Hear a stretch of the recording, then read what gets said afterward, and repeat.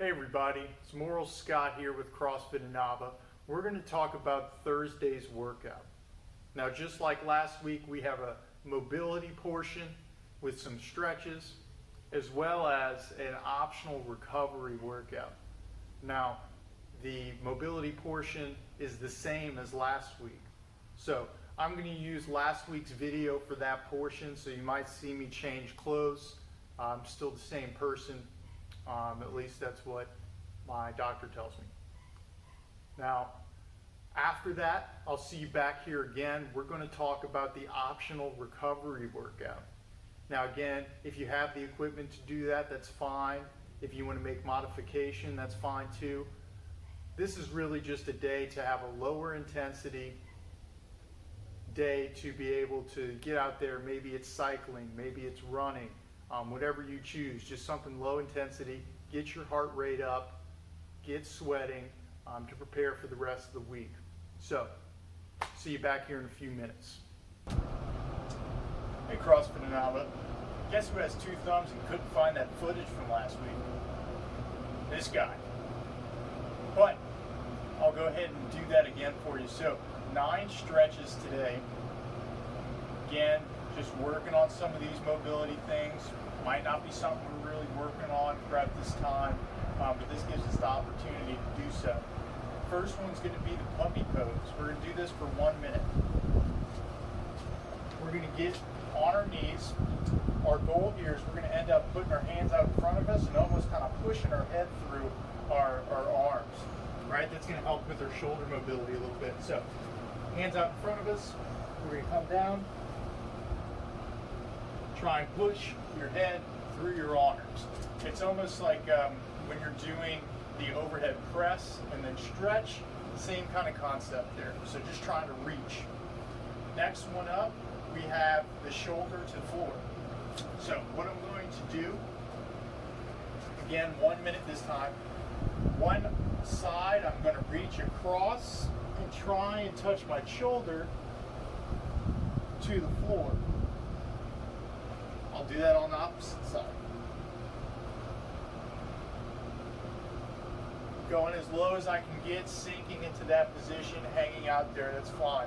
Again, any mobility movement, slower, more controlled is better. Next up, you got the wrist stretches. So anything you can do, right? We can go on our palms and lean forward.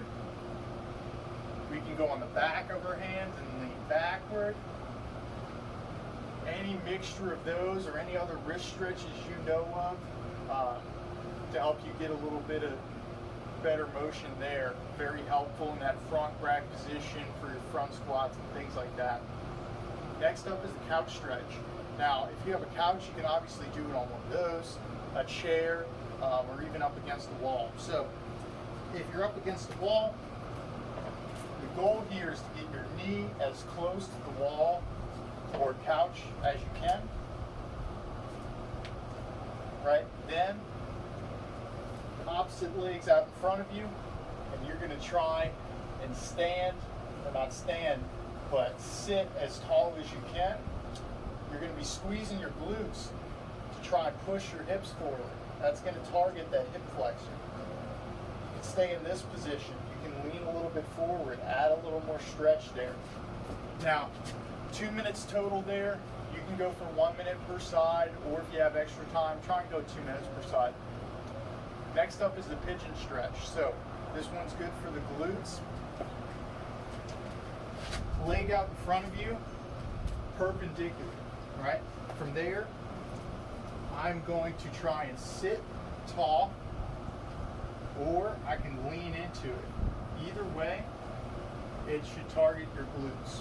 But biggest thing there, try and get your foot out in front to have your foreleg or your shin be perpendicular to you. If you're having trouble getting into that position, elevate where you're putting your legs. So maybe it's a box you're putting your leg up on, and then you're manipulating where you're putting pressure on there. Next up's the butterfly. So classic gym class stretch right here. Feet together, elbows on the knees. We're pushing down on those. We're kind of opening up our legs here. So That's what we're going to go for, 90 seconds there. Again, manipulating where you're putting your body weight will help you target new areas. Then we have the straddle. So open legs, we can reach to one side, lean into it, we can reach down the middle, reach to the other side, play around for a minute. Next is the kneeling split. So, also known as the frog stretch. Wide stance with the knees. We'll put our hands out in front of us. What we're going to do is try and sit back up in this position, and keep trying to do that. If you're not necessarily feeling it, try and open or set your base a little bit wider with your knees, so a little bit wider of a straddle stance. The last one is the pike. So I'd stand up, and I'm going to try and touch my toes or get as close to the floor as I can get while feeling that tension in my hamstrings back here. So if I completely round out, I'm probably not going to feel it till if I open my chest up a little bit, almost like you would in a deadlift, you'll feel that tension in your hamstrings get a little bit heavier. And that's what we want to try and shoot for and hold during that 1 minute. So again, do these stretches kind of slow and steady, right? And if you have more time, devote more time to each one. Now, we can put this in the description. You can see it on Modify, either one which works for you. Next up is going to be your workout, or optional. Hey guys, Morrill Scott here. We're going to go over our optional recovery workout. Only reason I'm on the floor here is I'm too tall and lanky to stand up, and based on the last frame, I'm too tall and lanky to kneel while taking these videos and being able to show you the movements. So hopefully this angle works well. Now, we have a 30-minute EMOM today, meaning every minute on the minute for 30 minutes, we're going to do a different movement. Now these are going to switch up. We have 5 different movements, so that means you'll cycle through each one 6 times, but you'll go in order. So in minute 1, you're going to do a row. Now if you have a rower at home, the biggest thing here is going to be to keep the correct order of operations. Starting that pull with your big muscles, with your legs first.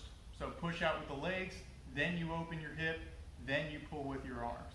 On the way back, you're just reversing that order of operations. That's going to help you have the most efficient and most powerful pull you can get. Now, minute 2, we're going to go on to doing 10 burpees. So, your chest and your hips are going to hit the ground. You're going to lose me for a second here in the frame. Chest and hips are going to hit the floor.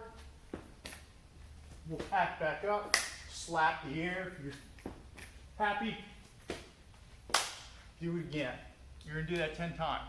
Now, I don't need the